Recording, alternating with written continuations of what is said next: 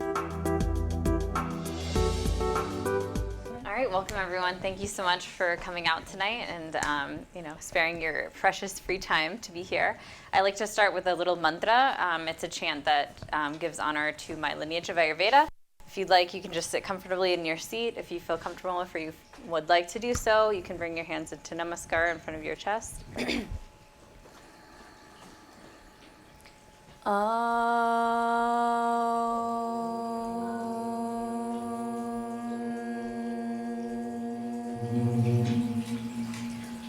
Gananam Tva Ganapatim Havamahe Kavim Kavinam Upamashravastamam Jeshtarajam Brahmanam Brahmanaspata Anaha Shrimvanu Tibihi Siddhasadanam Vakratunna Mahakaya Suryakoti Samaprabha Nirvignam Kurumu Medeva Sarvakaryeshu Sarvada Siddhi Buddhi Shakti Sahita Shriman Mahaganaripataye Namo Namaha Nirvignam Kuru. Okay, thank you so much. You're welcome to open your eyes. That was just a little chant to Ganesha to remove any obstacles that get in our way with technology or with the learning process. So welcome, my name is Sarah. I am the owner of Bhumi Shakti Ayurveda, my practice that I run here in town. Today we're going to be talking about a concept called Shadras, which is a Sanskrit word. It's actually two Sanskrit words combined, meaning the 6 tastes. So when we talk about Ayurveda, including the word itself, Ayurveda, all of this vocabulary comes from the ancient language of Sanskrit. So there might be some unfamiliar terms for you, and I invite you to lean into that, the exoticness of those words, because it's part of the fun, for sure, of Ayurveda. So the word Ayurveda, just to get, we'll actually do that on the first slide. So Shadras, this word, if we break it down, Shat means the number 6, and then Ras comes from a word rasa, which means taste. It also can mean juice or nectar or an emotion of something. So it's a life-giving part of the essence of what we're doing. So it's really interesting to interpret the word taste with so many different ways, because it gets into this more philosophical way of how we actually think about the tastes that we are using. So that being said, let's talk a little bit first about what Ayurveda is. So Ayurveda, the word Ayur, that root word of Ayur means life in Sanskrit, and then the word Veda comes from the word Vid in Sanskrit, which means science, or that which can be seen or observed. So Ayurveda is the science of life, and it teaches us how we can develop harmony in our environment with what's around us. Only part of that is through taste. According to Ayurveda, we're actually digesting and metabolizing through all of our 5 senses. But the easiest one for us to kind of take control over, as we can't always shift our environment and the environmental factors around us, but we can usually have a pretty good grasp on what's in our kitchen and what we're eating. So that's where rasa, or taste, comes in, and how we can create harmony in our environment by what we are ingesting, and using that as a really good starting point. So, okay, this is all here. There's a poem that we use. We call it sutra. Sutra means like basically a poem. The English word to suture something, to sew something together, actually comes from the root word of sutra, because they're tied together. If you've ever seen Hindi writing, or like Devanagari is the alphabet of Sanskrit, and if you've ever seen them written out like in Hindi, it looks like the letters are they're sewn together by a string, which is why they have that line on top, if you guys know what I'm talking about with like Hindi and stuff. So we call that the garland of letters. And so we call the poems, we call them sutras.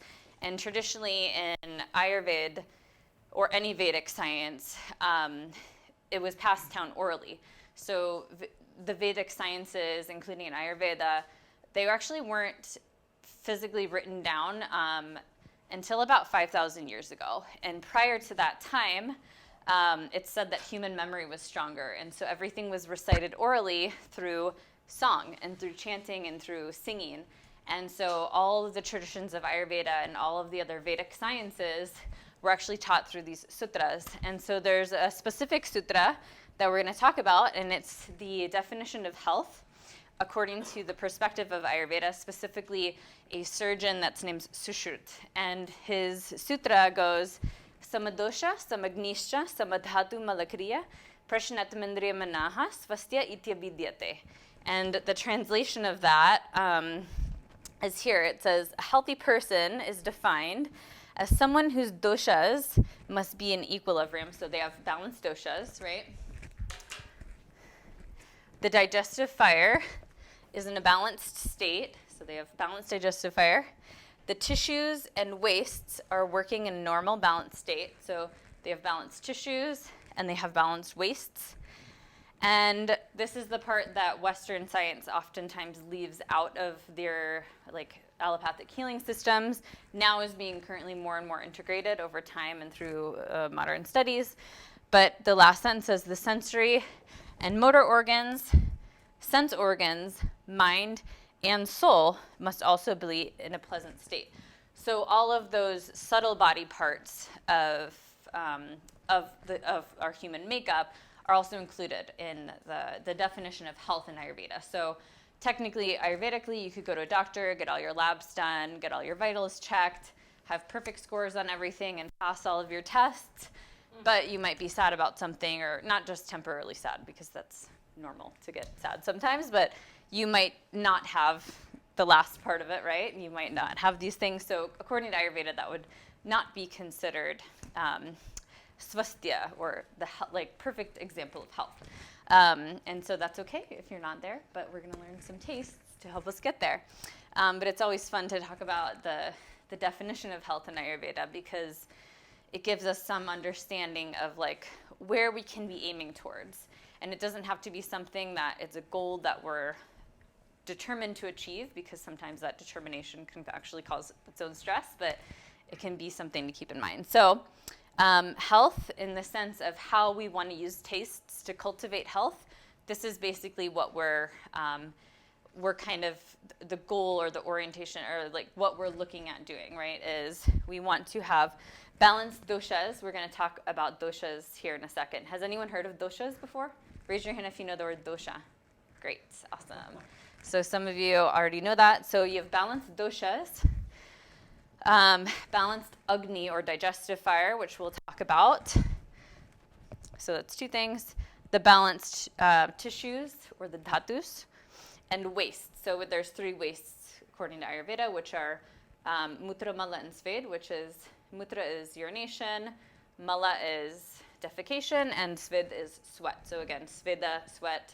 There's a lot of root words there's a lot of English words that actually come from Sanskrit, which is fun.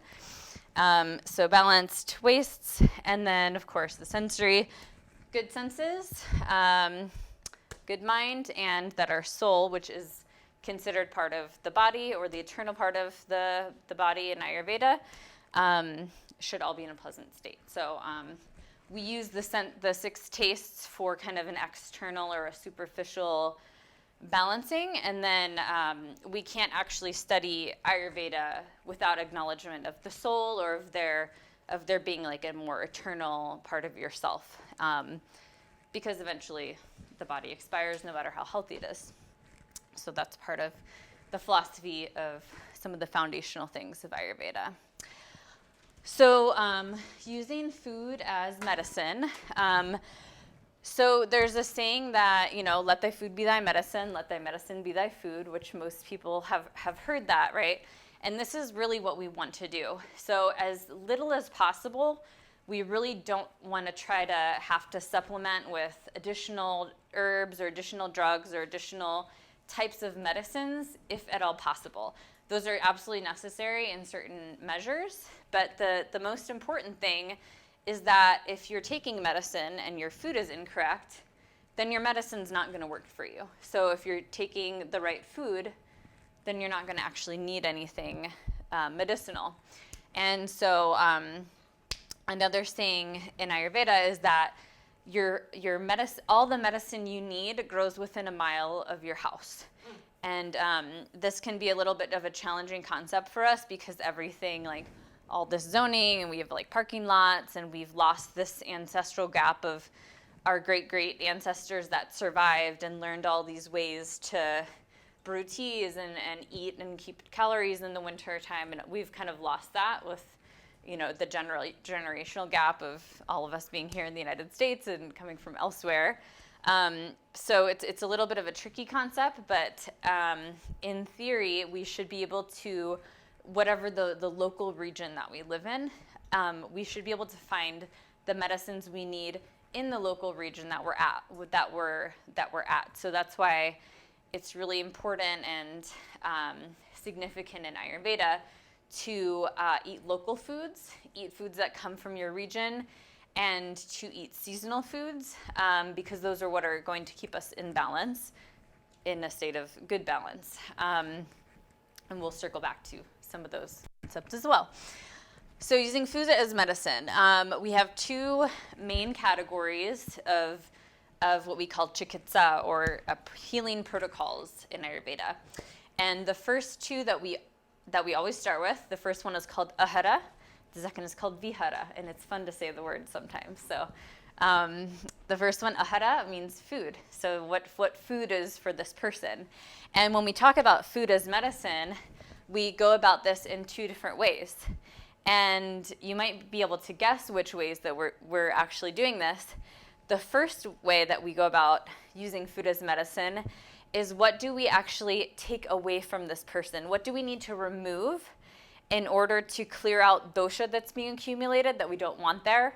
What do we need to remove from this person's diet that is causing ama, or toxicity, in the system?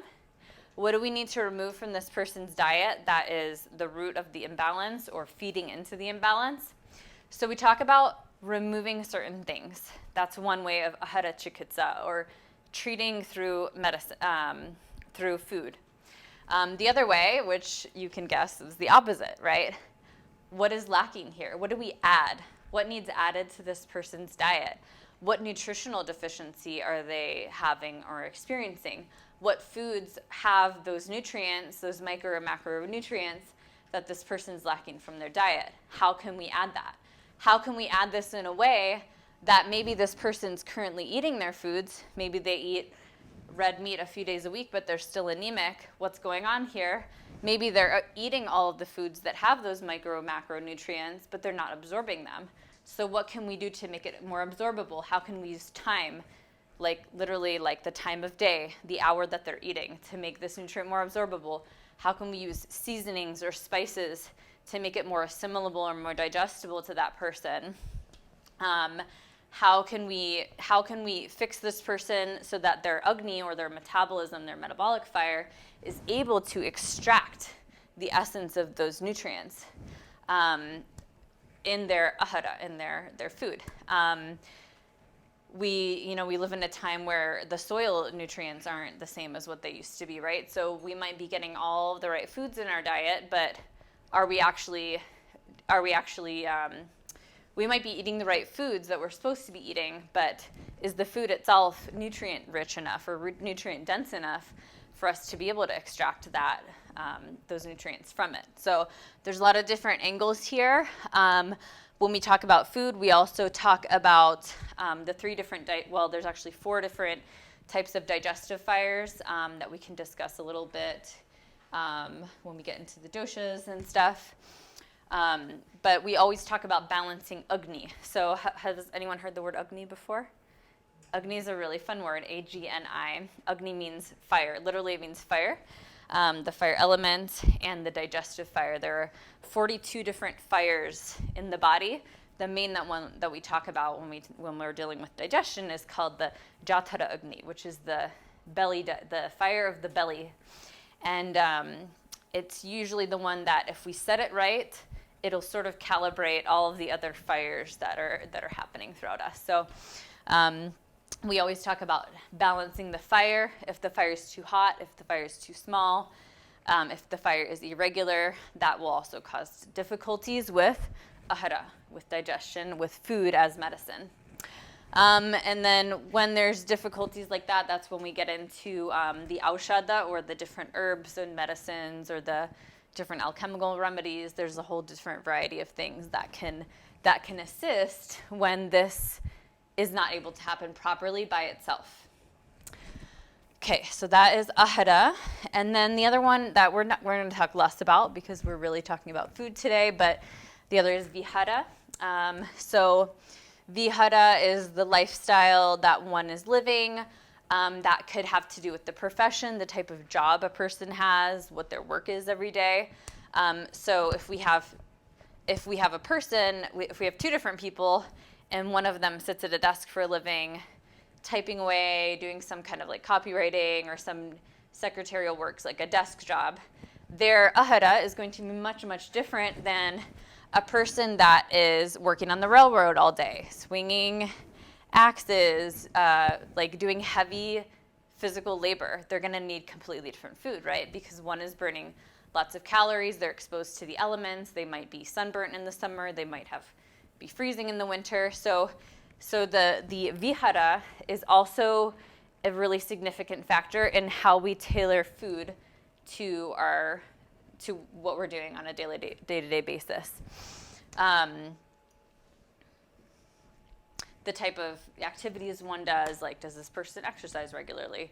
Do they, go for walks? Do they live in a city where they have to take the metro and walk? Or do they live in the countryside where they're driving everywhere? So things like that can be big,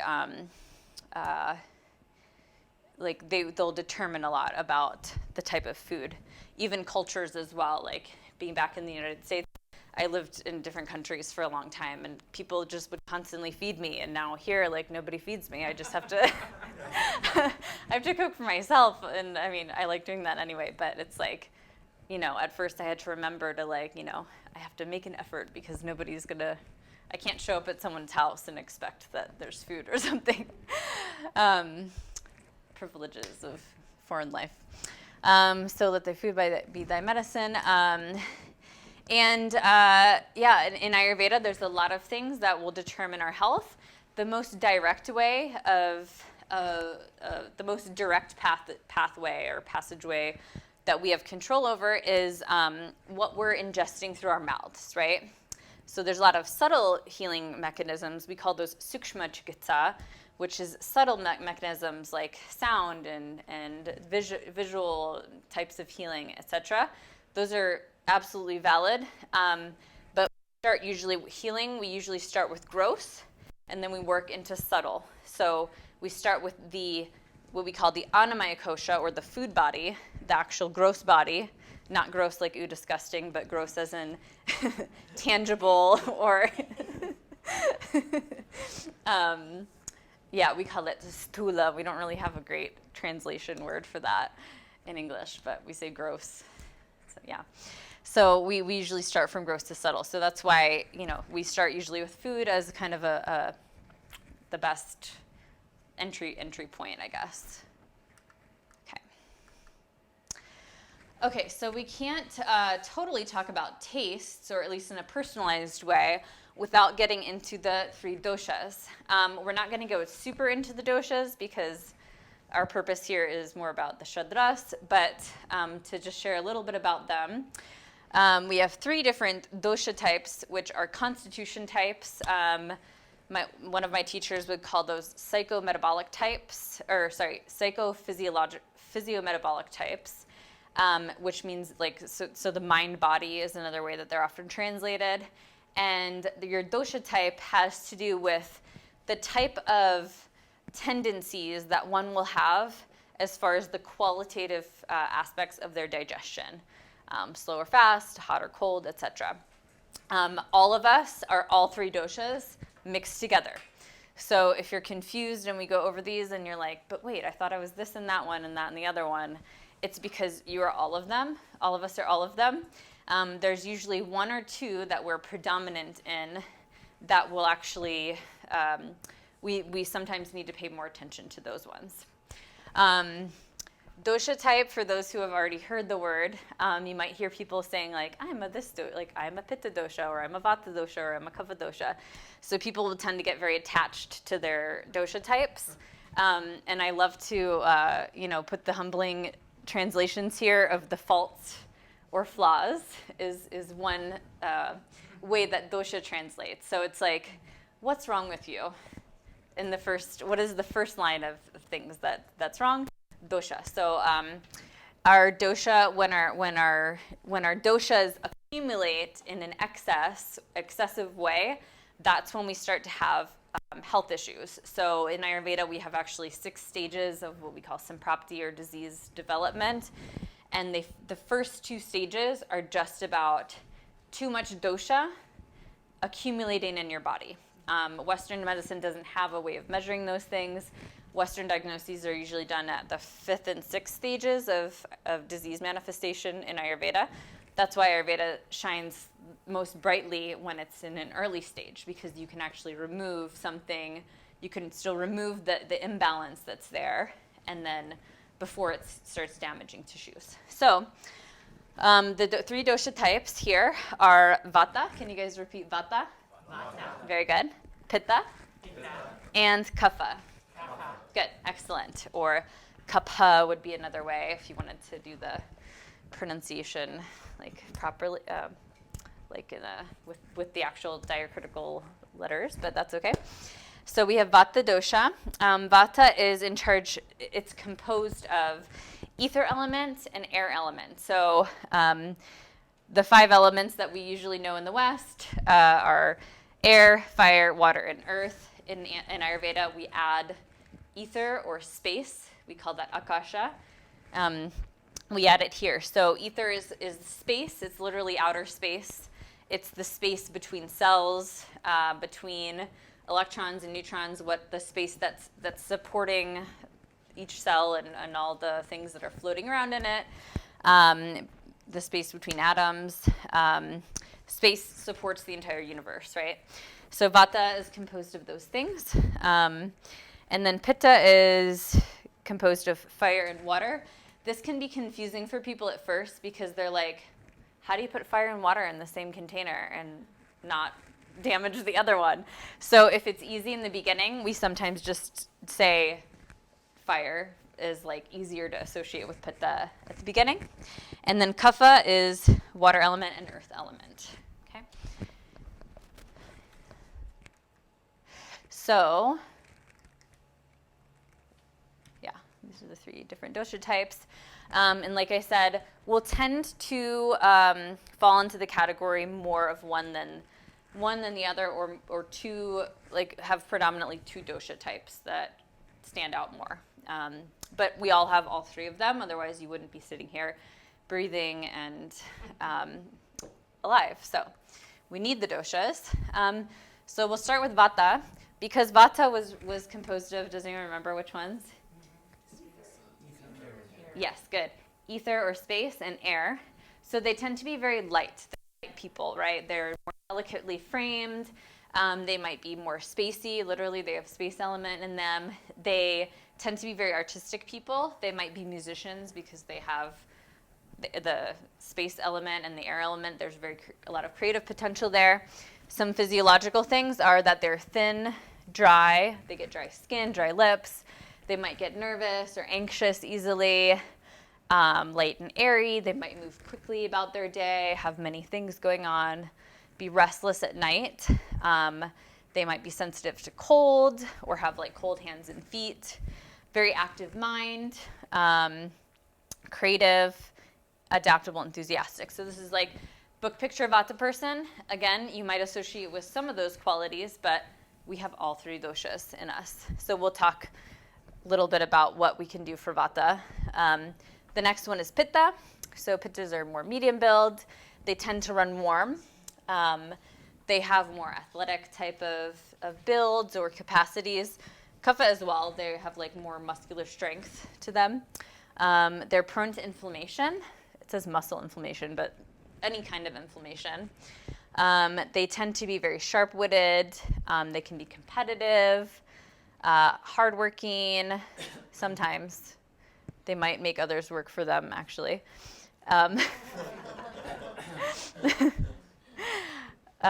They can be hot-tempered or get annoyed easily, irritable, when skipping meals, goal-oriented and sharp. Our society in general, like Western or like North American cultures, not including Mexico, I would say, we tend to gravitate towards like a favoritism towards pitta, just as a cultures. Other cultures might gravitate more towards kapha as a like kind of favorite, or choosing like picking favorites or something. So kapha is the last dosha. So stronger build, more resilient type of body, more stocky type. Kapha is actually cool quality, so cool, damp quality, steady. They might tend to gain weight more easily. They sleep very heavily, super easygoing, fun. It says fun-loving, but I mean, they're just like loving people, really. And very nurturing, grounded people. They might get sad sometimes. They're very compassionate and affectionate. So that friend that you call when you're just like, I need someone to listen, that listens well, is your kapha person. There tends to be more like fertility with the kapha type of physiology, which is why in a lot of culture, like more in Eastern cultures, they'll favor kaphas because there's more of that. There's a fertility and there's a family orientedness sometimes that can come with this. So these are the 3 different doshas in a nutshell. Okay, and then we'll continue on. We'll be talking about the doshas in reference to how we use tastes for each dosha type. So now, the amrit, or the nectar of this presentation. So we're talking about the 6 tastes. So we name these often in the order of heaviest to lightest on purpose. There's like a specific order for a reason, or from the most unctuous or oily to the driest, most nourishing to the most depleting. So this is how we organize them. So we go sweet, sour, salty. So heaviest, second heaviest, third heaviest. Pungent, bitter, astringent. So lightest or most drying, second lightest, and third lightest. And the reason we do that is because if you are dealing with different dosha types, you can actually start to put together some puzzle pieces or connect some dots, which doshas might be more benefited by different tastes. So in general, the top 3 tastes, we call those the anabolic tastes. Those are the building tastes. So this is if somebody needs to build tissue, they're trying to get their, what do guys call it at the gym, like their gains or something? They're like, there's a term for that, where they're trying to like get really jacked and build, huh? Yeah, okay, there's like something about like their gains or something. But when you're trying to build tissue, so somebody is emaciated, someone's very thin, they might do lots of exercise, so they actually need to replenish. Someone that burns a lot of calories from their work or through their day, or someone that naturally has a thinner physique, they want these tastes, right? Because they need to build, they need to strengthen. Those are the building tastes. They will help build tissue, okay? Then the bottom 3 tastes, pungent, bitter, and astringent, these are the catabolic tastes. These are the cleansing tastes. So even though there's caloric value to these, they're calories, for example, in an astringent food or in a bitter food, but simply by eating or ingesting foods in these categories, tissue will be depleted. Tissue will be, not depleted is not a good word, but cleansed. These are the cleansing tastes. So that will help decrease any type of excess that's happening in the body, either whether it's dosha or whether it's tissues that are happening, or tissues that are like excess. So one of the tissues being like fat tissue, for example, is like a really easy one where someone wants to lose weight. What are they going to eat? Salads, more salads. Why? Because they're more bitter tasting, and it's going to help them get rid of an excess, right? And I say salads not because it's Ayurvedic, but because like that's like the only food that people know in the West that's like, how can I reduce, basically? So, and any kinds of growth, if we're eating, if there's lots of toxicity or ama in the system, or if there's lots of growths that we don't want to be there, whether it's weight or some kind of like a tumor or something, and we're nourishing it with these really heavy tastes, these very nourishing foods, super nutritious food. Bananas are excellent and healthy and very nutritious, but it can actually add to ama, or growth of toxicity. And these are going to be the depleting taste. So if you have a little skinny, teeny tiny vata person, and all they're doing all day is eating salads, guess what? They're going to have no energy, and they're just going to keep on emaciating and getting sunken cheeks and getting more and more depleted. So they need to actually bulk up. So this is how we're going to be linking the 6 tastes with the doshas. So let's look back at vata. So vata is the space and air element. And so they're going to be wanting more of the heavy tastes, right? Sweet, sour, salty. Kapha, on the other hand, this is earth element and water element. So they're going to actually be needing more of the depleting or the cleansing tastes, the lighter tastes, pungent, bitter, and astringent. And then for a pitta person, they tend towards inflammation. This one's not quite as straightforward, but they need the cooling tastes, which are sweet is considered a cooling taste, bitter is considered a cooling taste, and astringent is considered a cooling taste. These are the 3 cooling tastes. So let's get into madhura ras, or sweet taste. Sweet taste is actually what we call the sattvic taste. If you've ever heard the word of sattva, or there's like that concept, like those of you that listen to Steely Dan or something, there's that song like Bodhisattva.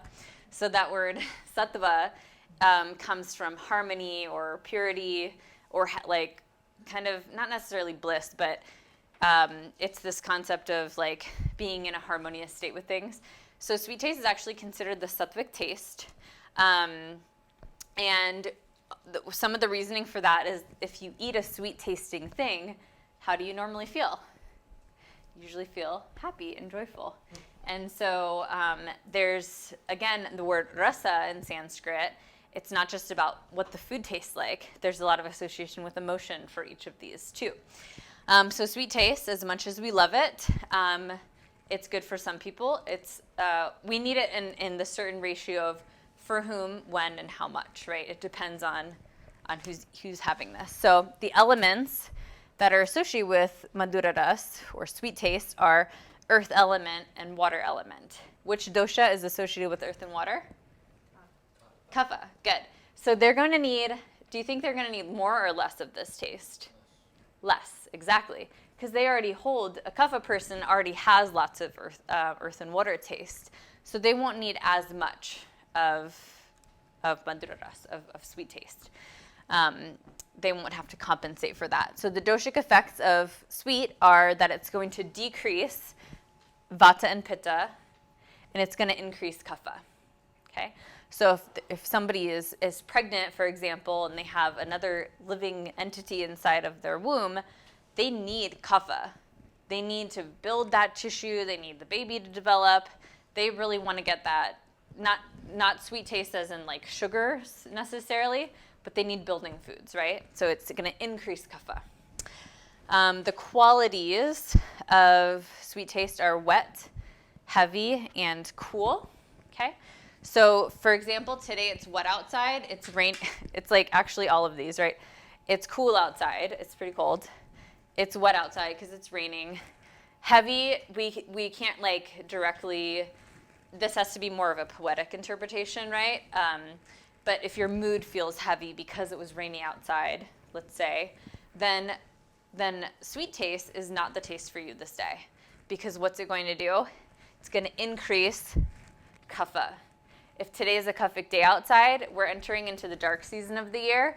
There's going to be a lot more kapha going on. We're also in vata season too, but it's rainy today, so it's wet. So if you're going into this time of year where there's going to be a lot of those qualities of wet and cool and heaviness, we don't necessarily want to increase this taste on a day like today because it's going to continue to pull us down with that heaviness and with that wetness. It's going to increase those qualities. I don't know why. I guess I didn't really need to put these on here, but just so you know, there's a concept called VPOC. We probably won't spend too much time with. The post-digestive effect, which means does it bulk your stools or does it loosen your stools? So like, for example, if you eat a lot of sweet things, you're not gonna like be having tons of bowel movement. You won't. It's not like a spicy food where it's gonna get things through you and out of you. Okay, so it bulks the stools. It increases. It's a building type of action. So some of the actions of sweet taste are that it strengthens the tissues. It's a strengthening taste. It's sattvic, so peace of mind, that harmony. Celebrations, we always have sweets, right? Like if it's Thanksgiving's coming up or Christmas, it's that celebratory mood. So we use that for those like happy times, right? People make Christmas cookies, etc. Increases ojas means immunity. So if there's not lots of toxicity in the system, we can use sweet taste to build immunity. If there's lots of toxicity in the system, it's going to build toxicity. It's not going to build immunity. It's moistening. It increases the tissues, we said. It's difficult to digest. Digestion needs to be strong in order to break down the sweet things. And then it's a nutritive, it's a tonic, so it's building tissue. Emollient means that it's moisturizing. It's bringing moisture to the tissues. And let's go ahead and look at some of the actual examples, because when we talk about sweet taste in Ayurveda, it doesn't mean like sugar cookies, and it doesn't mean lollipops, and it doesn't mean Dr. Pepper or something like that. We really want to, the word madhura, sweet or sugar is a part of this taste, but really we talk about carbohydrates, starchy foods. There's grains are on here, any kinds of grains. We have dates are a really typical example.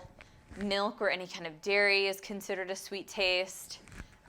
Oils are considered sweet. We have the nuts on here. Those are all building things. So we have to expand our minds to think beyond sugar when we associate with the taste called sweet, because it's so much more than just a sugar cookie, right? It's so many different things. And these are all very nutritive things, and they're all very healthy things. But that way we can learn to eat so that if you have something that you're needing, you have like a sweet craving or something, just think, where can I incorporate sweet in my meal that's not just through refined sugar or any kind of sugars, really. And sometimes sugar is medicine, right? But there's so many different aspects of sweet taste. Dried fruits can be sweet. These are sugar cane. Has anyone ever seen a sugar cane thing before? They're super good to chew on, but that's what that is. So sugar is a part of this. Breads. Certain fruits can be more sweet. They can also be mixed with sweet and sour, right? Citrus fruits. So those are what sweet tastes are. So expanding your mind and your horizons to what is actually sweet tasting, like rice, like, oh, I did eat something sweet today because I had rice at my lunch meal. Contraindications would mean to have less of it, right? We're still going to eat this food, but we're going to have less of it if there is excess fat, high ama. Ama means toxins, high kapha. So if you're really just feeling sluggish and slow, you're not going to want to eat as much sweet. If it's rainy and kaphic outside, you're probably not going to want to eat as much sweet taste because that'll just oversaturate you doshically. Okay, next is salty taste, or lavanaras. Lavanaras, or salty, is composed of water element and fire element. So internally, we say that salt is lubricating when you ingest salt, right? It actually holds water in the body. So if someone's retaining water, they're not going to want to eat salt. If someone's super dried out and they eat salt, it's going to help stay hydrated, right? Like athletes need salt because that's how they don't get dehydrated. So it's internally moisturizing, but externally what happens? Salt's drying, right? So if you have a wound or something, or if you're trying to, you have a stuffy nose, if anyone has ever done neti pots before, yeah, so that's going to actually dry up mucus. If we apply salt on the skin, it's going to be drying, but when we eat it, the osmosis happens, we actually hold on to that water. So doshic effects here, salt decreases vata, it increases kapha, and for pitta, it can go either way. It just depends on the quantity and the use. Some salt, too much salt can be too heating. Some salts are heating more than others. But a right amount of salt can be also balancing for pitta. So that one can swing either way. Qualities of salt are salty taste, are that it's wet, it's heavy, and that it's warming. Again, most salts are warming, according to Ayurveda. And the actions of salt are that it's moistening, it clears the channels, right? We gave the example of the neti pot. It's also considered a laxative, for example. So it clears the channels, like you can think of that, like clearing those channels. It's grounding, and right, because it's like salty things, salt is a mineral, so it's going to be grounding. It's soothing to the nerves, and it increases fluid and mucus, right? So that's why it makes everything taste good. It gets your salivation glands kind of jump-started. So nervine and demulcent, I just put some of the Western words. Nervine is soothing the nerves. Demulcent is that it's creating moisture. So what are some examples of salty taste here? Obviously, salt, sea salt, Himalayan salt. Sea salt is considered heating. Himalayan salt or rock salts are considered more cooling, or less heating, I guess is better to say. Cheeses have a high concentration of salt. This is actually tamari or soy sauce. So soy sauce would be considered salty.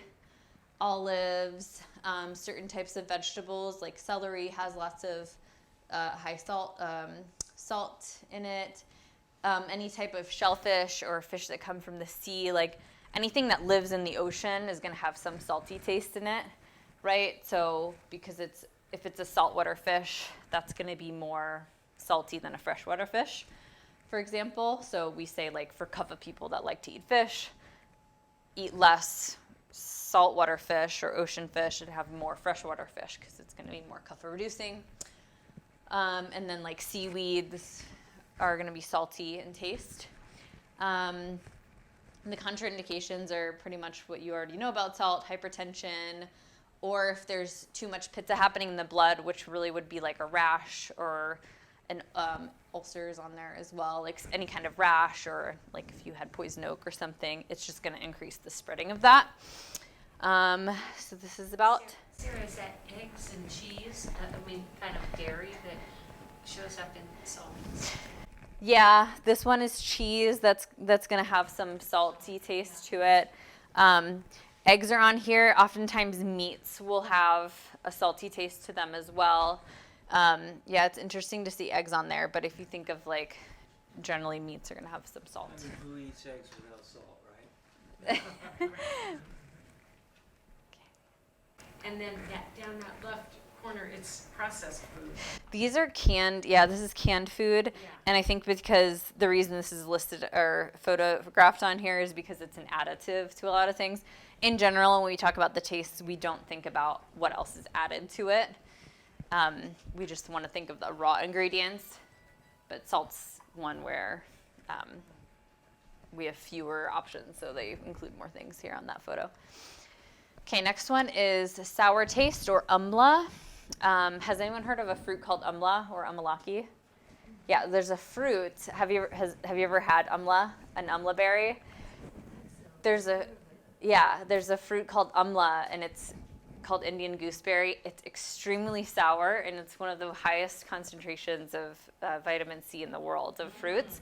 This is amla berry. And when I was in India, like, they sell it during certain time. This time of year, actually, they're harvesting amla berries. One of my classmates from Ayurveda schools in India, and they were doing some harvesting of amla berries. They're very, very sour. So that's where the word amla comes from, or sour taste. The elements here are fire and earth. So there's a fire element here because it's going to stimulate our digestive acids, stimulate our digestive enzymes, get that hydrochloric acid flowing. That's part of the fire element, but it's also still a building taste. It's going to be a nourishing taste. So doshic effects are that it decreases vata and increases pitta and kapha. Kapha can, in the springtime, for example, we actually use sour taste for kaphas because it can also melt. Like it can be helpful to melt like excesses or mucuses. Like one example could be, well, this is a combination of taste, but like fire cider, for example, or apple cider vinegar, where a certain amount of sour taste can actually reduce kapha. But in general, we talk about vinegars or soured things being kapha increasing. Qualities of sour are that it's wet, right? So it's a moisturizing taste. When we eat sour things, if you squirt lemon on your food, it's going to increase you're going to start salivating. So it's a wet taste. It's a light taste, and it's a warming taste, right? So again, it's just easy to think of citrus fruits for this, right? But those are warming foods. And so the actions of sweet taste are that it's moisturizing. It's a digestive aid, right? If there's sluggish, slow digestion, this can stimulate digestion. This is why it's really good for vata people, because oftentimes a vata person won't remember to eat because they're not hungry or their appetite will be lacking. And so the sour taste actually, it will get their digestion moving so that they're actually getting hunger. So it's a digestive aid or it stimulates digestion. It can remove liver stagnation. So if you've ever heard of the Ayurvedic technique of drinking lemon water in the first thing in the morning, that's to help flush out the liver. It's going to help hold fluid in the tissues. So it's going to be, again, it's a moisturizing taste. And again, so it's a digestive, it's a demulcent, or it brings moisture. It's a cholagogue, which is that it cleans the liver, cleans the gallbladder. And it's slightly laxative. And so some examples of this. Of course, lemons are on here. We talked about the amla berries, or those Indian gooseberries are going to be on here. Certain fruits can be sour taste or they can be sweet and sour taste combined. Most of the time, foods don't just fall into one category. Most of the time, foods will fall into one category and another category at the same time. So there's a little bit of finesse or nuance with like figuring out like which tastes are happening in which one, or which is the predominant taste. But citrus fruits, these are, some grapes, they're gonna definitely be sour, but there might be a little bit of sweet mixed in with this as well. These, I believe, are vinegars. I think it's oil and vinegar. So anything fermented at all. So wines, vinegars, beers are on here. Any kinds of alcohol are considered sour tasting. Let's see. These are pickles. They're like, they're Indian pickles, really, but anything that's pickled. So cucumber pickles, pickled carrots, pickled cauliflower, whatever you can think of that's pickled. It's going to be sour. This is tamarind. Tomatoes are going to be considered sour. Cheese is on here as well because it's fermented, right? And then yogurt as well. Yogurt is the only food that's considered sour, but also balancing for pitta. So if you're a pitta person, you love sour food, you love dairy, yogurt is the option for you. So those are a few examples of sour taste. We're coming at this time of year. It's actually a good time of year for sour taste because we're in vata season right now, so everything's drying, the leaves are falling off, the world's kind of like in its decaying phase, and it's like harvest season just happened and Thanksgiving is coming, so it tends to be a season for us to want to eat more so that we can like bulk up for the winter, right, as a protection thing, like to increase our protective layer against the elements that are going to be up and coming throughout the dark months of the year. So it's definitely time of year for sour taste and for like having a little bit more, for eating a little bit more than you might usually do. Contraindications, so itching, again, rashes, it's going to spread rashes. Anything that's like super heating if it's really hot outside, or anything aggravating the blood. These are called idlis. They're a type of South Indian food where they take fermented rice.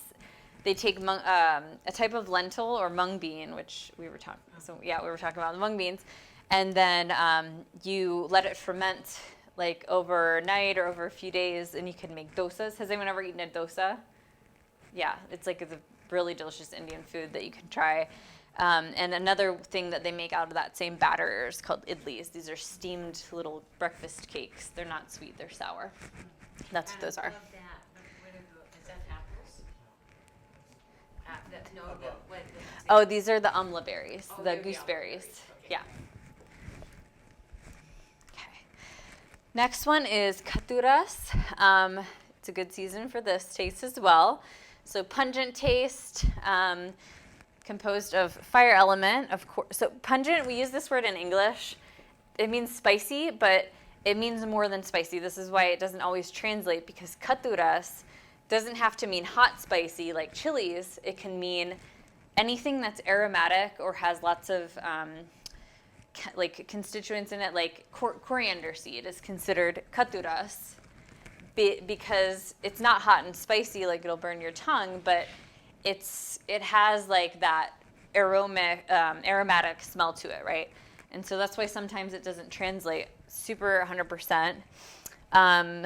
So katsu is any kind of spicy food or spices, basically. So composed of fire element and air element. So spicy foods they're going to be heating and warming, but they can also be drying because there's that air element there as well. So doshic effects are kapha and vata decreasing. So kapha people can really tolerate more spicy food. Kapha people have more mucus in their stomach. They can handle all of that. Pitta person, they might love spicy food, but it's not good for them. Vata person needs warming spices, so not the intense hot spicy food, but they need spices because they're really good digestive aids. So anything for gas and bloating, for slow, sluggish digestion, this is going to be a very helpful rasa or taste for you to have in your pantry. So the qualities are going to be drying. So again, on a day like today, we can all be having something spicy or spiced in what we're drinking. It's a great day for a spiced chai. Did anyone drink spiced chai today? Cool. Yeah, excellent. Good job. So it's a light taste. It's a warm taste. The actions are that it's expansive in the sense that it's going to increase your circulation. It's upward moving, so just like a fire. We have fire element here. Fire, what does fire do? And heat, what do? It's rising. One of my teacher, Dr. Loud, would say that if a person has a hard time getting out of bed in the morning and they have a hard time making their bed, they probably need more spicy food because it's upward moving. You're like, okay, I'm ready to get up and start the day. So it dries ama. Ama is toxicity, great for drying that. It dries up mucus. If you're having a congested nose or whatever, right? Has anyone had that experience where you're clogged up and then you eat a spicy soup and then the what is that called? Niagara Falls starts pouring out of your nose or something. It stimulates digestive fire. Agni is digestive fire. So if you eat something, if you have lack of appetite, sometimes just eating something spicy will spark up the digestive fire. Benefits digestion, aromatic, so they can often give flavor to food, right? This is part of it is makes things taste good. And that's part of, remember, there's an emotional component too with all of the taste. So if your life is feeling boring, maybe you just need to add more spices to your food, and then everything else will fall right into place because you'll be doing more interesting things. It sounds funny, but there's a real science to it. One of the reasons why yogis or people that are doing rishis that live in the forest, one of the reasons they don't eat spicy food is because they don't want to be disturbed and distracted by worldly things. So they're going to eat the blandest food that they can have so that they're not stimulated in that way. So if you need more stimulation or excitement, you might just need more spices to get you going. So let's see. Pungent taste is sharp. It's penetrating, so things for the deep tissues, we use pungent spices very often. Any kind of that's like deep-seated in like bone tissue or reproductive tissue, nerve tissue. It opens the channels and blockages, encourages sweating. So again, we have the 3 malas that we talked about, the 3 waste products. One of them is sweating, so for people that have a hard time sweating, this can help. Increases circulation. Again, I just kind of tagged on the Western words for these. So stimulant, carminative is that it reduces gas and bloating in the digestive tract. Diaphoretic means increasing sweating, and its vasodilator is going to be that it's opening the channels of your circulatory system. Spicy foods are going to be red pepper, hot pepper, chili peppers, of course. Radishes are a great example. What is the other root vegetable that I can't think of? Turnips, I think. Yeah, would be another one. Mustard seed, the 3 different types. Leeks. Let's see, ginger. Ginger's a really good one. It's used a lot in Ayurvedic examples because it's a pungent taste, but it's not as offsetting as like, sometimes a pitta person needs pungent taste, but it's easier for a pitta person to correct themselves with ginger than a chili pepper, because it's going to be more gentle, especially fresh ginger. So there's a spice called hing that's used often in Ayurvedic cooking to make beans more digestible. It's a very heating spice. It's not spicy, but it's heating. Oil. These are just different spices. There's like the bay leaves are here, the cinnamon. It's hard to make out. There's probably like black pepper and things. So kitchen spices. Different types of herbs. Again, so herbs are a good example. So cilantro, tarragon, oregano, really good examples of not hot spicy, but still pungent taste. Still katuras. Still digestive stimulants. They're not going to overheat pitta, but they're going to make sure that digestion's like active. So we're just going to put that, like all the herbs, all those culinary herbs, thyme as well, is all included here. I don't know what that is, so. I know, what is that? Yeah, I'm not really sure what that one is. Balsamic vinegar? That would be under sour. We'll just move on to it. The next one. Bell peppers are going to be. Bell peppers are also very sweet. It might be a different kind of pepper, so we'll just disregard that one. And then onions and garlic are also going to be on here as well. So these are really great winter foods, really great fall foods.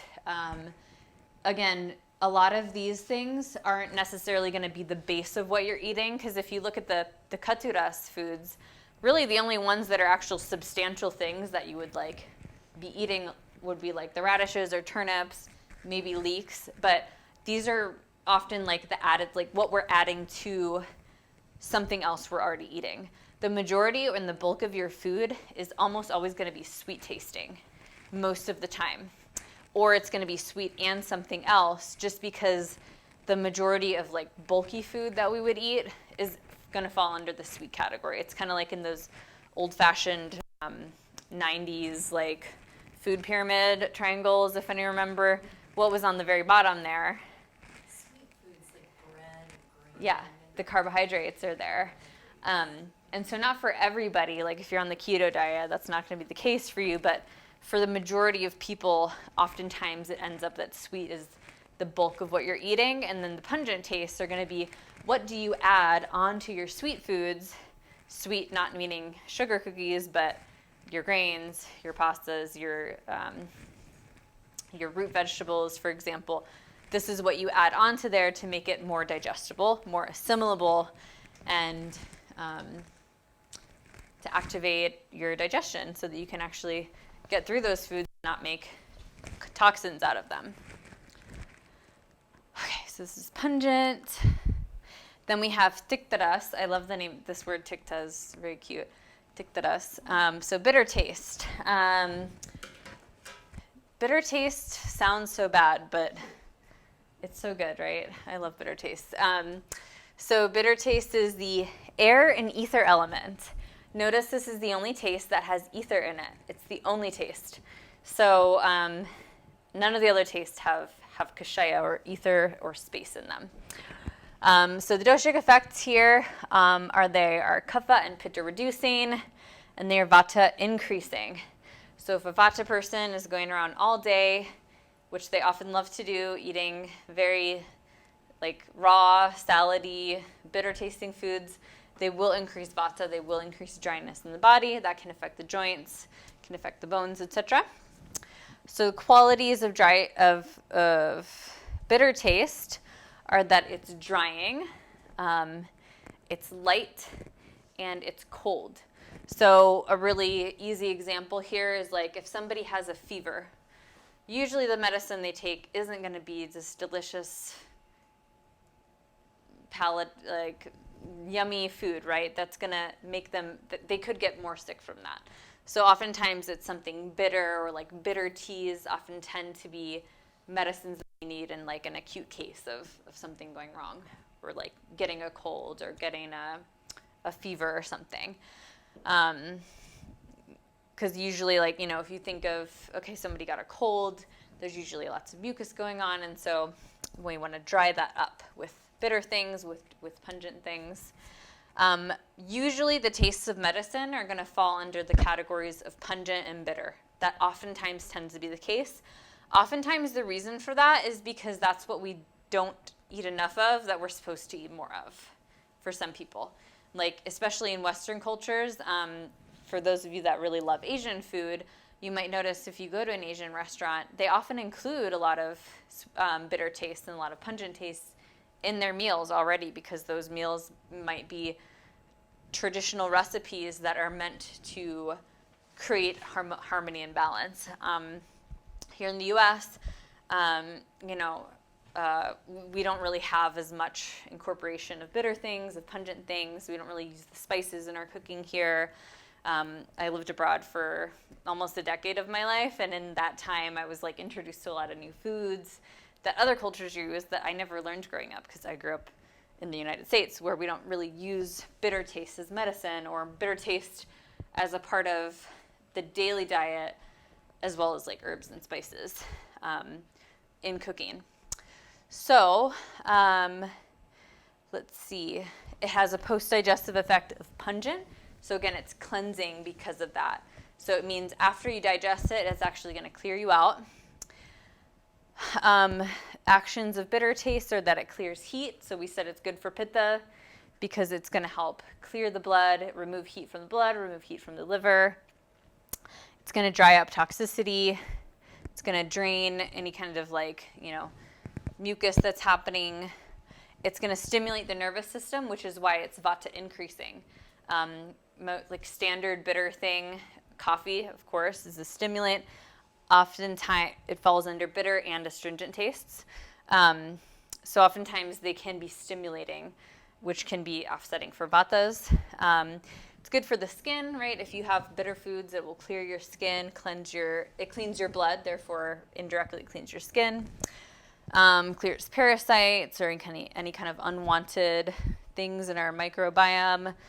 It helps clear the liver. We say in Ayurveda, bitter is better for the liver. So if you want to clear your liver, just increase your intake of bitter foods. Clears congestion.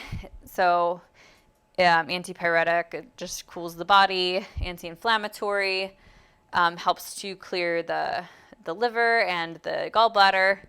Can be slightly laxative. Antihelmintic is that it's clearing out any kind of parasites or unwanted things in the digestive tract. Alterative is that it's a stimulant, so it alters your state of mind. And then diuretic is going to help flush out any kind of water that's the body's holding on to. And then bitter foods are pretty, we know bitter foods, but we don't always know how to use them sometimes, right? So bitter things are going to be like a lot of your greens, your cruciferous vegetables. So not sure if this is a Brussels sprout or a cauliflower, not a cauliflower, cabbage. Either would fall under bitter. Also astringent would be, a lot of times bitter and astringent foods will often overlap with each other within the foods that are here. All of your greens, your leafy greens, your kales, your chards are going to be included in this. Cucumbers, especially the skin of cucumbers. Again, sometimes herbs will also have some bitter taste. They'll be pungent and bitter at the same time. Turmeric is up here, very bitter. These are beets, but I would say they're actually more sweet than bitter, but maybe the beet greens are why that's there. This looks like garlic, but I would definitely put this under pungent. Dark cacao by itself is going to be bitter, but also there can be a little bit of sweet there because it's an oily food. So we're going to have mostly bitter, also some sweet. So are those carrots up in the upper right? I think they're turnips yeah. Again, some of these. Turnip greens. Yeah, like just all the greens. These are, does anyone recognize these vegetables? Bitter melons. The bitter melons, yeah. They're extremely bitter. So a lot of times bitter foods, I just want to check something actually. Okay. Yeah. So, what was I going to say? Sometimes bitter foods, like we need to prepare them in a special way for them to be palatable, and for them to be digestible, right? Because like a Vata person can eat bitter things, but they just need to prepare them with more oil than a normal person, with more spices than not a normal person, but then that was not the right word. Let's say like than a Kapha person or a Pitta person. A Kapha person or a Pitta, especially a Pitta person, they can eat raw things without as much difficulty, especially in the summertime. I don't want to say no problem because it depends on the person and the state of their Agni. But a Pitta person can eat a raw, bitter thing much, much more easily than a Vata person. Because if a Vata person does that, they won't be able to digest it well. So oftentimes for bitter things, if we're trying to decrease the bitterness, we can add oils to it, we can add salt to it, and we can add those pungent tastes to it. And that will make it more palatable and more balanced so that it's more tridoshic and not simply Vata increasing. Okay, so those are bitter tastes. Tiktaras. Contraindications here, deplete any kind of depletions, like if you are having a nutritional deficiency of a certain sort. I mean, it doesn't mean if you have lacking vitamin D, which like everybody is or something, that you shouldn't eat bitter tastes. But if you're severely emaciated, which really doesn't happen because nowadays as much, because we have available food at the supermarket, we're not like in the 1300s where we might be actually, people might actually have more severe starvation than usual. But if that were the case where somebody was really depleted, or if you're out sailing on the Pacific Ocean and you find what's the guy like from Castaway? What's that character's name? If you find somebody that was a castaway, they're probably not going to want a bitter taste, right? They need building foods. If there's lots of high vata going on, we want to just not have as much of it, right? We can still have it. Someone's very cold, and then pregnancy, again, you still want to eat your bitter foods, but we want to eat more of the kapha building foods during those times. Okay, so that is tiktaras, bitter. And then our last taste is kashayaras, or astringent taste. This is the hardest one for people to learn because we don't really have a word for this in English that makes sense. What is astringent taste? What does that even taste like? So astringent is more described often as more of a sensation than a taste, where we say that it's something that dries the mouth or that puckers the mouth instead of like sour or lemons will make you salivate. It's basically the opposite of that. So it's going to be anything drying. So before we even get started on like the other stuff, let's just look at some examples. Any type of legumes, are usually going to fall under, well, they're going to fall under Shadras of astringent taste because they're very dry, right? Think of dry beans.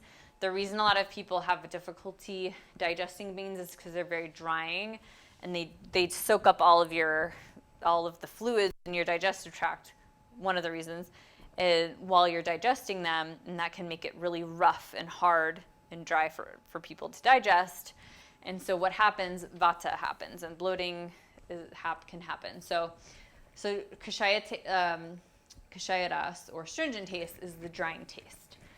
So if it's a wet, rainy day, we might need to absorb some of that excess moisture that's there.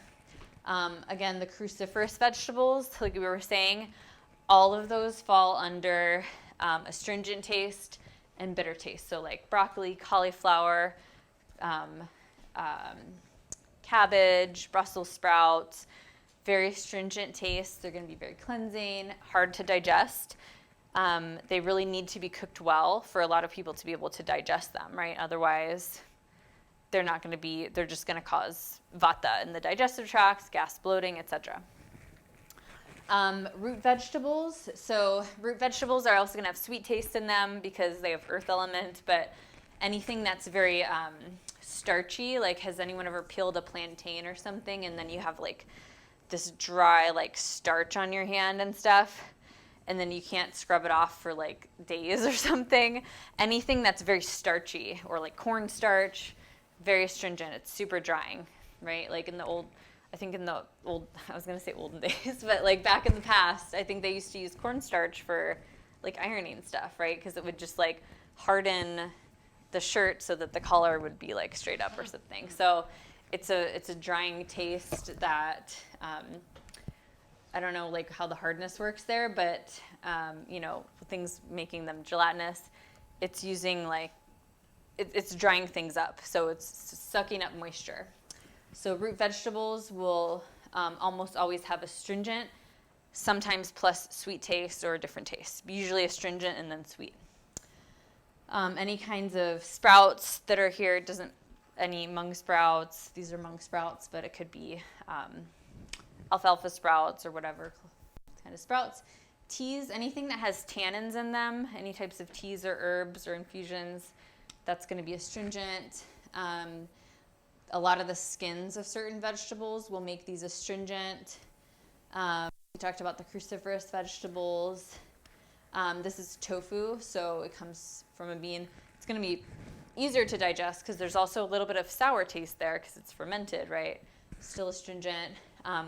Berries, especially pomegranates too, they'll have some astringent qualities and sweet qualities.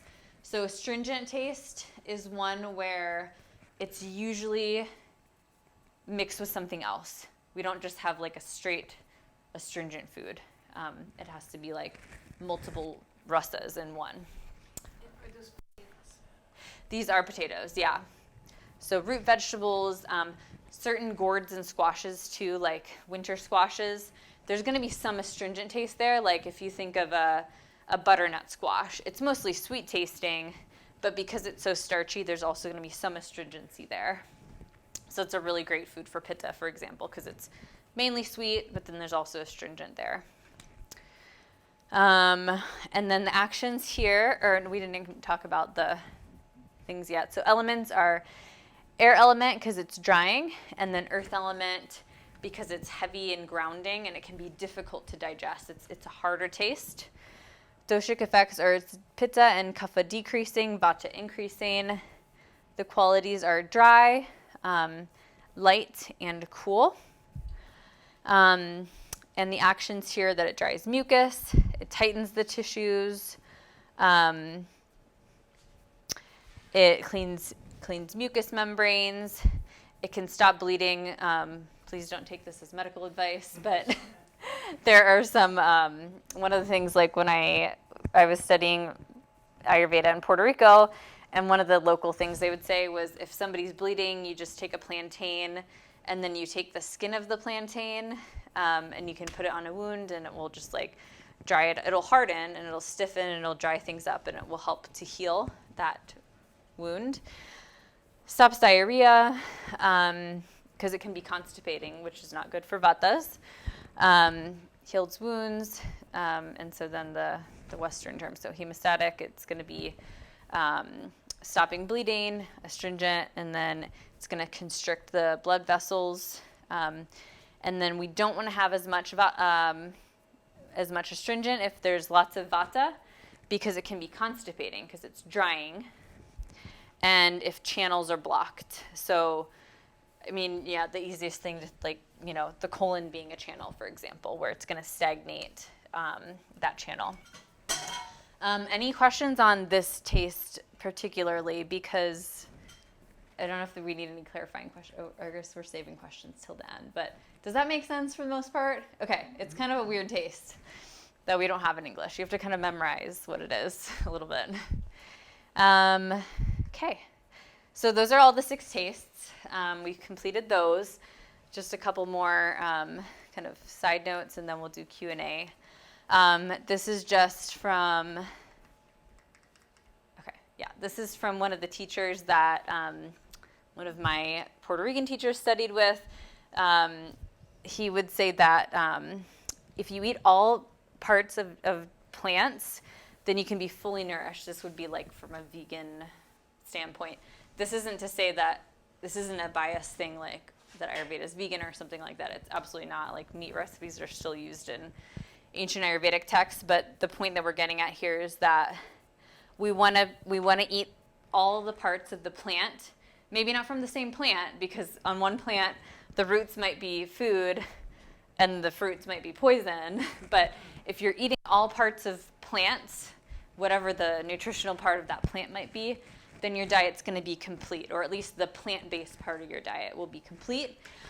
The teacher that comes from, his name's Keshav Bhatt. He's like the founder of tropical naturopathy, an Indian man that learned Spanish and taught basically Ayurveda in the Caribbean countries, in Venezuela, Colombia, Dominican Republic, Puerto Rico.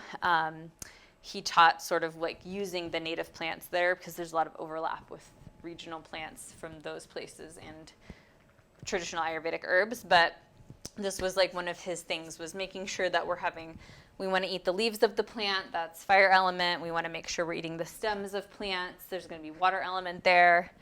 The roots of the plants, where there's earth element. The flowers of certain plants. Yes, you can eat certain flowers. You can eat hibiscus flowers, pop them in your mouth. You can eat lavender flowers. There's different flowers. That's going to be ether element. And we, obviously, fruits. We already eat those from different things. And the seed as well, because the seed is the creation of all life. So ojas, or immunity, the majority of that compact energy is in the seed of something. So if there's a clean palate, it's gonna increase ojas, or your immunity field. If there's ama or toxicity there, it's gonna feed ama or toxicity. So that's how nourishing, is our medicine gonna be, does it need to be nourishing or building, or does it need to be depleting and cleansing? So that's the different angles that aharadas, or food as medicine, can take. And then we talked about I gave some intro about, like, is it qualitative or is it quantitative? Because in the West, we tend to use quantitative measurements for food and for diet. People count their calories, people count their proteins, people count their sugars, people count their fibers, their carbohydrates. That's not bad. Those things are not bad, but we miss out on a lot of the dynamic, unmeasurable parts where we haven't invented a measurement system for certain things. According to Ayurveda, every single plant, every single mineral has an intelligence to it that can't be measured by modern technology, because we haven't established that yet in our systems, in our Western systems. So similar ideas for using the qualities of food rather than that quantity aspect. Sure thing, you can still, like, count your calories or something if you'd like to, or your proteins. If there's a medical condition, that might actually be a good approach to do, just to make sure that one is getting enough of their nutrients or their iron or whatever it might be. But we have to think about the qualities of foods, right? And we looked at that already by foods that are foods that tend to be heavier, foods that tend to be lighter. It's a different thing to eat, like some people might sit down and eat like a sirloin steak versus like a little bitty salad or soup or something. So heavy versus light. And again, not that one of these is better than the other. It's just, what are we trying to balance out here?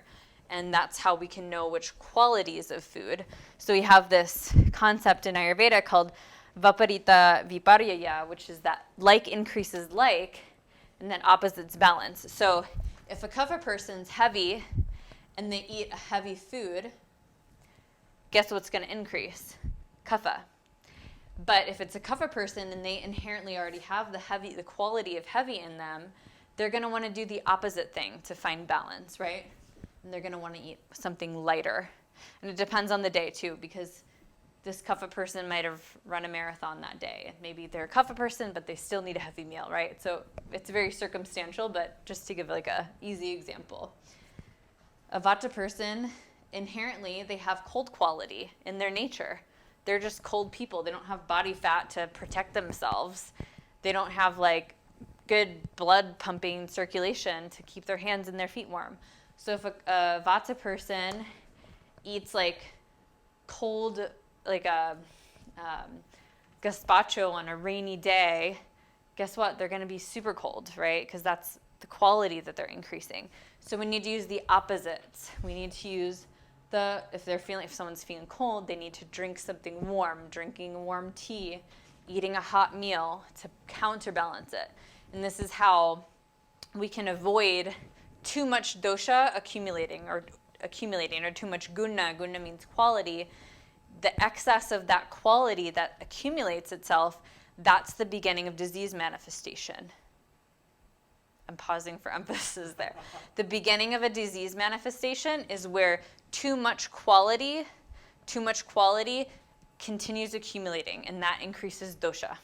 And that's where disease lies. So we need... Yeah, so the starting point of a disease, of any disease manifestation, is the overaccumulation of any of the 20 qualities. So cold on cold equals very cold. Hot on hot equals very hot. But cold counterbalanced by hot equals sattva, or harmony. Does that make sense? And so this is where food as medicine is your first line of health treatment for yourself and for those around you, because you know it's a rainy, cold day, it's wet outside. Maybe I don't need to eat more wet, rainy, cold things, but I need to do drier things, lighter things, and hotter, like warmer things, right?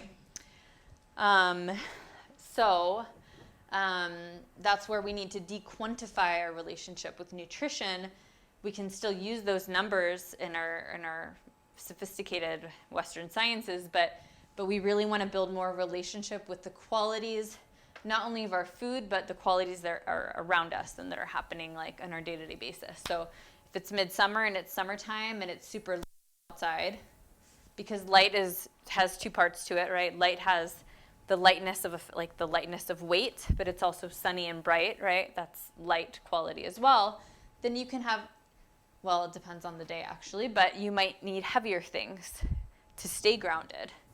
But if you are, let's say, a teenager and they're going through puberty and they're super oily and they're breaking out and they have pimples all over the place, having more oily things is not going to help them in their senior prom pictures. They want to have... they're going to want to have things that are less oily or things that are more drying, right? So this is going to be, one of the important takeaways in how you utilize this in a practical daily way. Through observing which of these qualities is present around you, or that the sensations you're feeling at that moment. And then what do you use to counterbalance that, to create harmony through food?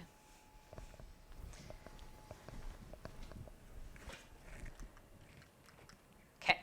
That being said, We like to follow the rules in Ayurveda. You know, we just talked about warm is balanced by cool, etc. But if we over follow the rules, guess what happens? We can tip over the edge too much. So we want to follow the rules of Ayurveda, eat for your dosha type, you know, Vata, like these things are good for Vata, these things are good for Kapha, these things are good for Pitta, but there's always exceptions, and there's always different circumstances, and there are always like very like minute things that can be tailored to the situation. So overdoing something good is going to create an imbalance as well, according to Ayurveda. So making sure that you're not overdoing it with even healthy stuff. So again, this is like one of the golden rules for whom, when, and how much. There's no such thing as a bad food in Ayurveda, and there's no such thing as a good food in Ayurveda. It's just the qualities of those substances. There's dravya. Dravya means substance. What kind of qualities does it have? And that will make the karma or the action that substance has on a person. So use your observations, you know, use your mind, your buddhi, to create observations of the things around you, observing your food that you're eating. What are the qualities of an apple? We can do these observations through inference, through comparison, direct perception, or testimony. You know, oh, an apple is hard. I need something soft. Oh, if I cook the apple, it becomes soft. Using observation as like the first line of awareness building, because all healing starts with awareness. That's the absolute first step. Again, opening our minds to breaking those boundaries of things that are considered good, things that are considered bad. I always love talking about sugar in the summertime. It's not sugar season anymore, or cane sugar season usually. But people are like, but sugar's bad. But it's like, well, if it's a pitta person and they're in a healthy condition, then sugar can be good for this, that, and the other. But so breaking those boundaries, there's no such thing as good or bad. There's only for whom, when, and how much. That makes it medicine or poison. And then all medicine can become poison eventually. That there might be something that you really love, a food that's really good for you. It's a superfood. It's an acai berry, whatever, you know, like the popular trendy foods. Eventually that can become a poison depending on the circumstances that change, or your metabolism that changed, or your dosha state that changed. And then challenging the system. All of the Vedic sciences are meant to be doubted. They're designed so that you don't just have blind faith in any system. All Vedic sciences, Ayurveda included, but not excluding all of the other hundreds of Vedic sciences, they're meant to be questioned and looked into for yourself. They're meant to be firsthand experienced and felt subjectively through your own experimentation and experience. So that's really the only way you can really have faith in something, is like, I don't really know about that. Like, you know, whatever, potatoes being partially astringent taste, let's go find out. Then you can actually experiment for yourself, and you can figure out like what the result of that is. And then, of course, cooking as a type of meditation. This is where the mind part of it comes in. You know, eating is, you know, we have to eat something. We have to, the preparation of food and the vibration that you put into the preparation of a food is all part of the medicine. The preparation of growing your food. Some of you, like people in Ashland, love growing their food. It's really amazing. I love that. So preparing that with food that has that has lots of prana or life force in it, that it's fresh. You can say a prayer to your food before eating it, because something brought you the food to your plate before you went to the supermarket, or even if you have a garden, it's like something grew that vegetable for you. So you can say gratitude, or some kind of like, maybe your mom cooks for you, or your housemate, or your spouse, or whatever, giving gratitude for the fact that we have nutrition and that we're able to eat. That will elevate the vibration of any food. Even if it's really bad food, even if you're like at your cousin's house for Thanksgiving and you're just like, man, that looks really disgusting. If you just give it a little love, you're gonna digest it better, right? If you're feeling guilt about eating, or like, oh, like maybe that's not what I'm supposed to, like, there might be some kind of psychological part that impairs digestion. And so we can clear that out by using the mind. So we're kind of like, I think, time for questions, but where do we begin? So how you incorporate this in your daily life through simple foods. Being, one of the definitions of happiness is the person that eats simple foods and eats at home.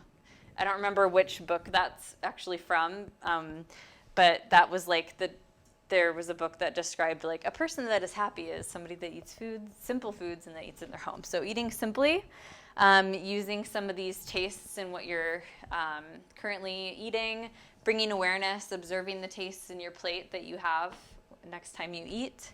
I put khichdi on here because it's like a type of really basic Ayurvedic food that we use for cleansing sometimes. It's basically basmati rice and mung beans. It's like a mono diet that can be followed for one day or a few days. That's kind of extra, but we don't really have time to get super into that. If you want to Google it later, you can. Types of fasting, we won't talk about that. Yeah, I think we're good here. So that is pretty much all that I have for you today. If you are interested in Ayurveda and you want to learn more Ayurveda stuff, especially dosha-centric things, I'm going to be doing a workshop at the Hot Yoga Studio down the street here. We're going to be talking about foundational elements of Ayurveda. We'll get more into the attributes and things of all of the doshas, Vata, Pitta, Kapha, different things. So that's happening for those that want to do more Ayurveda stuff. And if you would like a copy of the slides, there's my email address. I also have cards if you just want to grab that on the way out. I work out of a clinic on E Street here in Ashland called Siskiyou Ayurveda, with a few other practitioners from my lineage of Ayurveda. And we do consultations, treatments. I'm organizing my first retreat. It just went live yesterday at the Bloomberry Inn here in town. It's really exciting. And I have articles. I write for Deepak Chopra's website. I have articles online. They're accessible through my website if you'd like some of that. So that's my spiel. Thank you, everyone, for coming.